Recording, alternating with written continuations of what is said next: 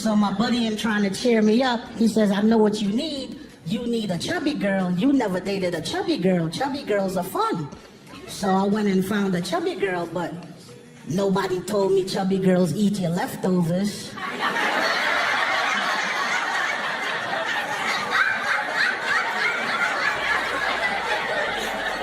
And I wasn't prepared for that. I don't have extra meals like that. I'm on a budget. All my meals are spoken for.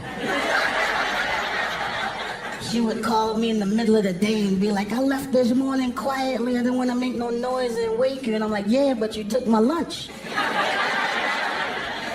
I was going to eat that spaghetti when I woke up. This ain't going to work, chubby girl. This ain't going to work.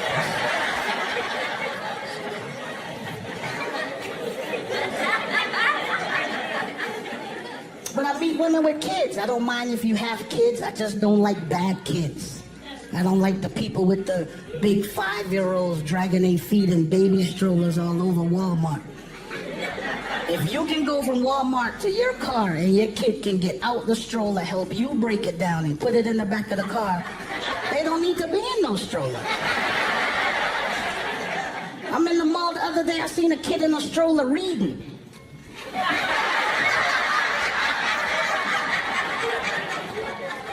And you know who I hate the most? You know the people with the 3 and the 4-year-olds that can talk, but the mother let them use a pacifier?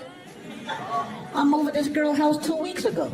We sitting on the couch watching TV, baby in the middle of the living room playing. All of a sudden, out of nowhere, the baby go, you know I got a doctor's appointment tomorrow, right?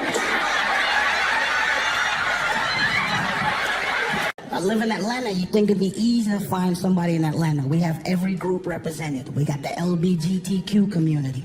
But it's 2022. You can't offend anyone. You can't step on anybody's toes. If you meet somebody in Atlanta that's attractive, you have to say things like, how long have you been a woman?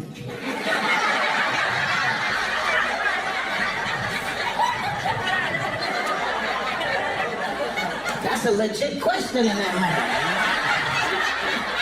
Like, if you've been doing this for 10, 15 years, I might be okay with it. But if this is your first date, I don't want no parts of this. I could tell you just bought these heels, you really can't walk in them. You still saying things guys say, like race you to the car. Don't no women say race you to the car.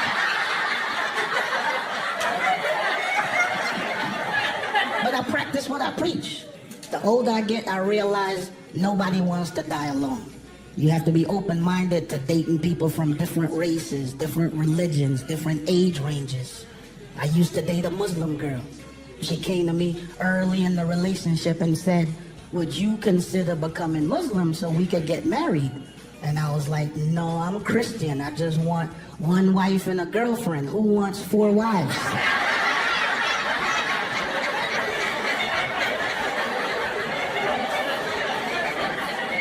I was raised right, you know?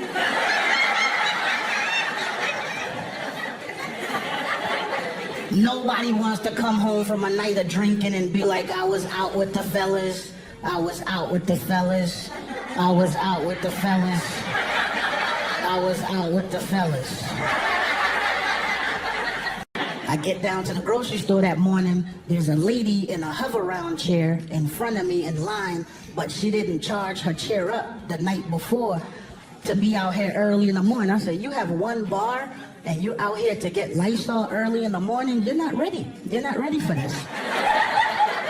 She had her grandson with her, a little fat kid. I think he was diabetic because he looked very lethargic that early in the morning. And I said, no kid should look this sleepy at 8 o'clock in the morning.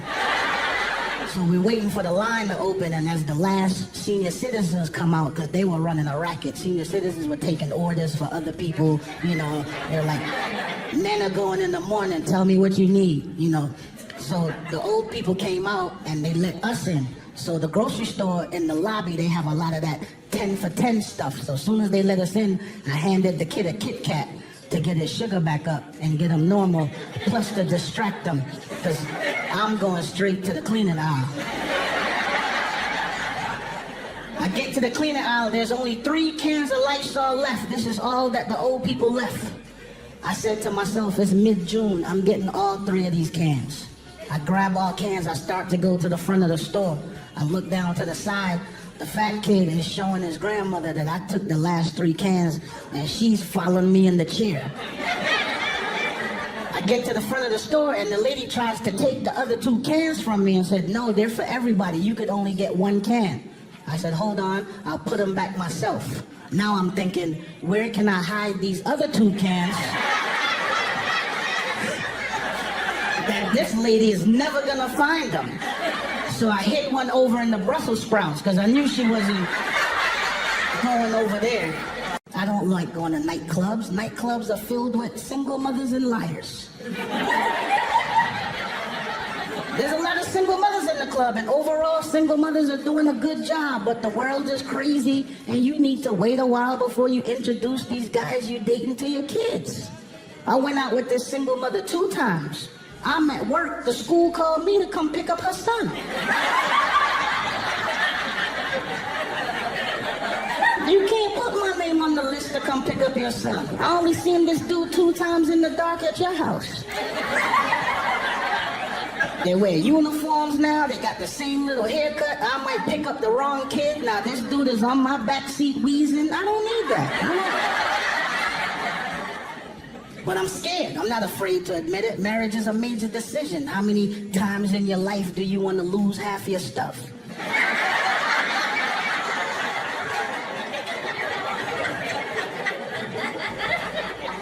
And I'll share with you what scares me the most. What scares me the most about marriage is the fact that men and women don't even look at marriage the same way. When women talk about marriage, it's a happy occasion. I'm getting married, I got my ring, I got my colors picked out, I got 4 of my fat friends to stand next to me. It's gonna be a beautiful day. No, their dress is ugly, mine is pretty. But it's not the same for the men. When men talk about marriage with our friends, it sounds like something you get diagnosed with.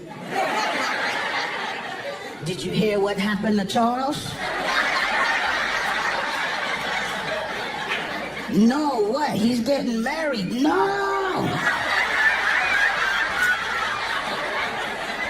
I just seen him last week.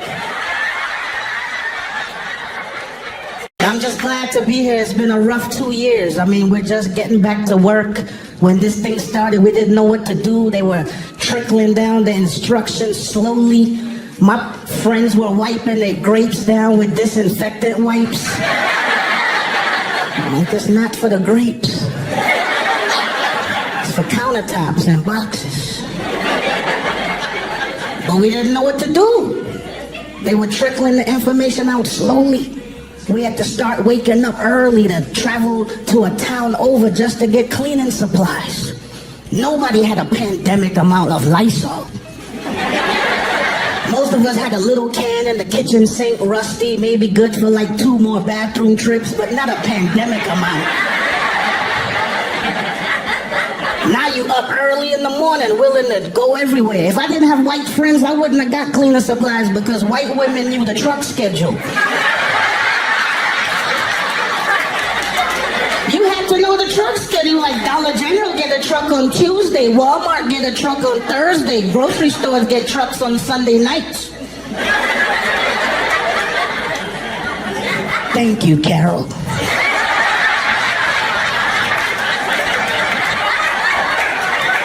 It got serious.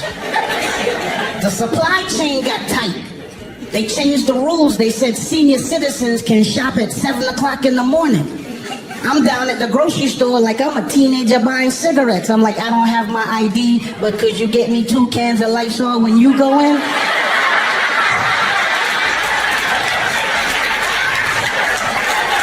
I'll give you money so you can get a can, but if you can get me 2 cans, me and my buddy will be on the side of the building.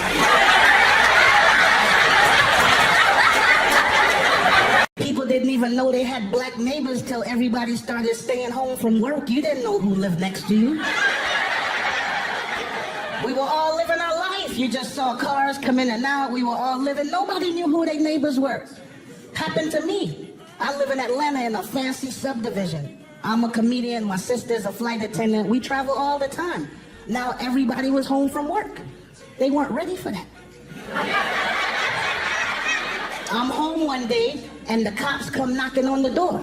I go answer the door. I said, hey, officer, what seems to be the problem? He said, I need to see your ID. I said, I didn't know you could just go to people's houses and ask them for the ID. What seems to be the problem? He said, well, a neighbor called and said she saw a brown bear in sweatpants.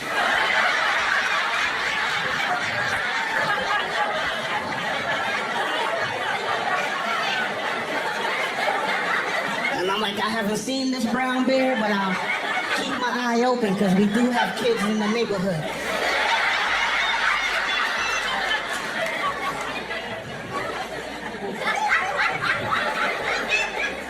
Country's making progress, but you can still tell that we have a way to go. You know, I got into Utah yesterday. I get on the hotel. A white older lady gets on the elevator with me, and all of a sudden, she clutches her purse.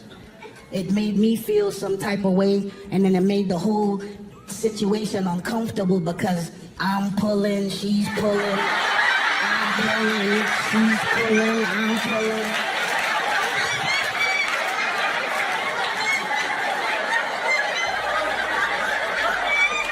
Just let go of the purse, man. You're making this way too difficult, way too difficult.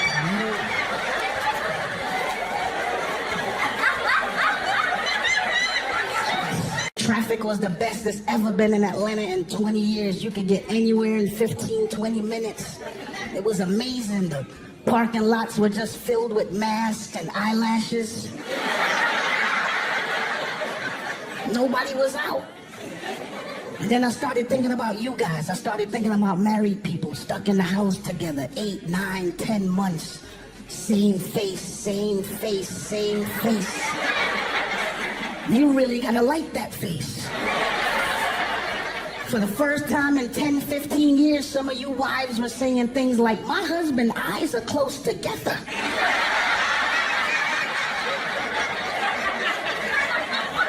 You just never really looked at him like that before. You never really stared at him. Now you sitting there going, what did I do? But you can't go nowhere. You got 3 kids and 2 of them look like him.